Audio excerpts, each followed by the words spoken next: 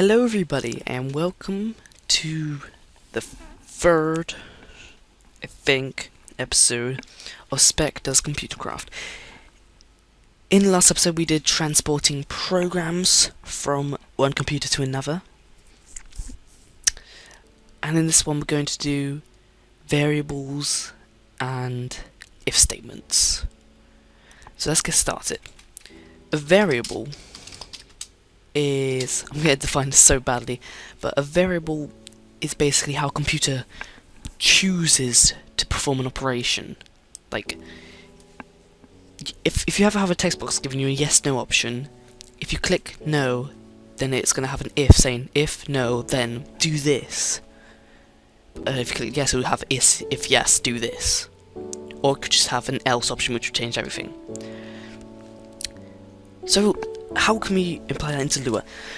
What I'd do if I was you is I'd do minus variables.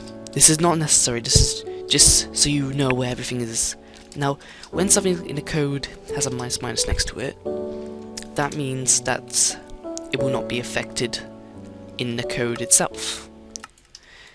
So basically it's just there for users who ever want to look at your script to know what's actually going on.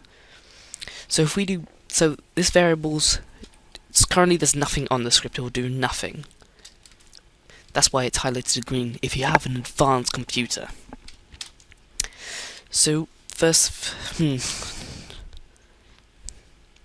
think I'm going to split this into two episodes because it's going to be quite short otherwise. So first thing I'm going to do is t. That could be anything, and I'm also since it's a variable, it needs to have a what it is. So what I usually do is I plan ahead what I'm planning to use the variable for, and then give an example of that. Like for example, if you wanted it to be a number, I put 0. If you wanted it to be a letter, I put A. Now you need to be quite precise with what you use for this, use for variables, because I'll give you a list of all the different types of variables. The main ones are numbers. This is for Lua, by the way, so make sure that you don't put this into other programming languages.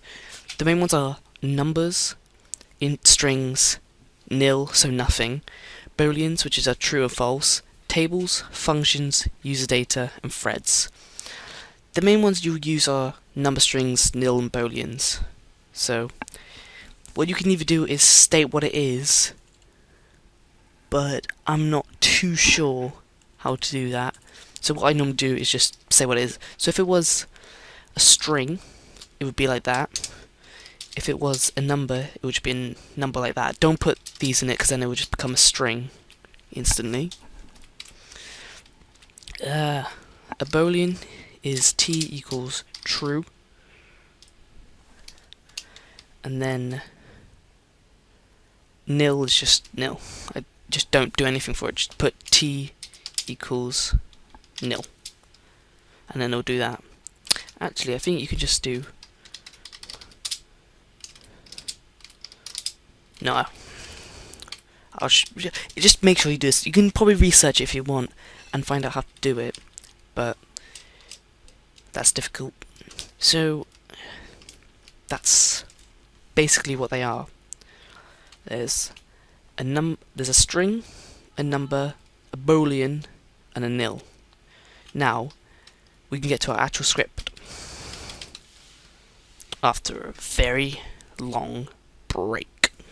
Alright, so now that we have a variable, what I'm now going to do is I'm going to split the script up again, this time to the main script. You don't have to call these what these are, I just like doing this, especially with variables. First one that I'm going to do is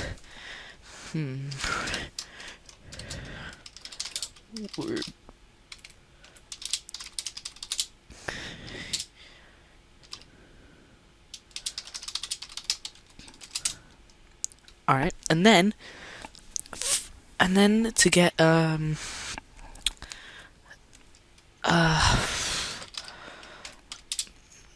user input.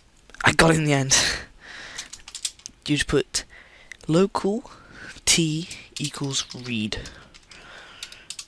So it's local which sets it, because this would allow time for the user to enter a string,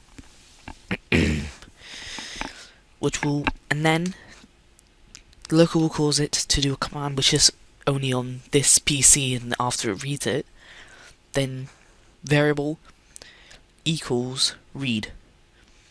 So basically what you typed.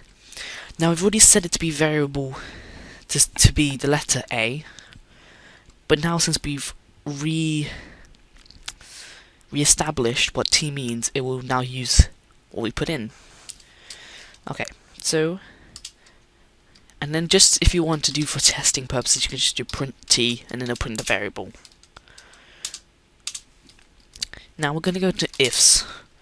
So if T equals A, then, because, and I'm just going to put this in as an example, you could do if T equals A. Make sure you do a double, because that's what you use to compare things. But if you use 1 equals, then it will make it that thing, and it won't work in ifs. And you get an error message, and then you'll be like, oh, what do I do? I spent about an hour trying to research on the internet, because there's no distinct answer. Print.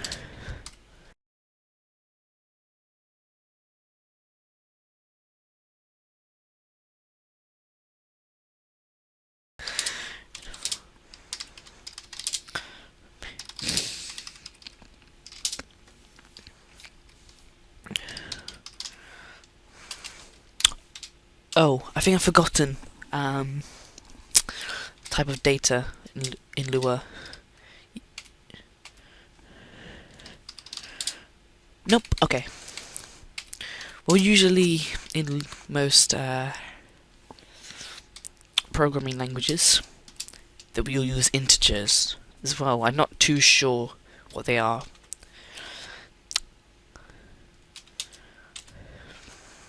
Also, you might want to do, what you might want to do is make it so that if, and then put these like this. It just helps with organization. You don't need to do it at all. The script will work exactly the same, but it's useful. Yeah, that's it. Then normally you could just put end, and then that's it. The script will end, and everything. But you can also put else, then print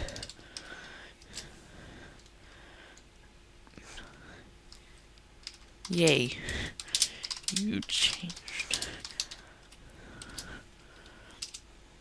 then end. What you could also do is do an else if, but I don't usually recommend doing that. If you've done any other programming language like Python, you'll know it as elif, which is pretty much the same thing. So, let's run test. What would you like T to stand for? A. You are creative copying the initial string, so it works. 2. Yay, you changed it. So yeah, that's if variable, if statements and variables. Very simple, really. So yeah, that's good. That's good. But now I think since this episode's going to come out a couple of days late, that we should do a little what we've learned type thing and how we can apply it. I don't know whether to put that in. No, sorry, I'm going to put it in this next one. It's going to come out tomorrow. So, okay, that's what we'll do.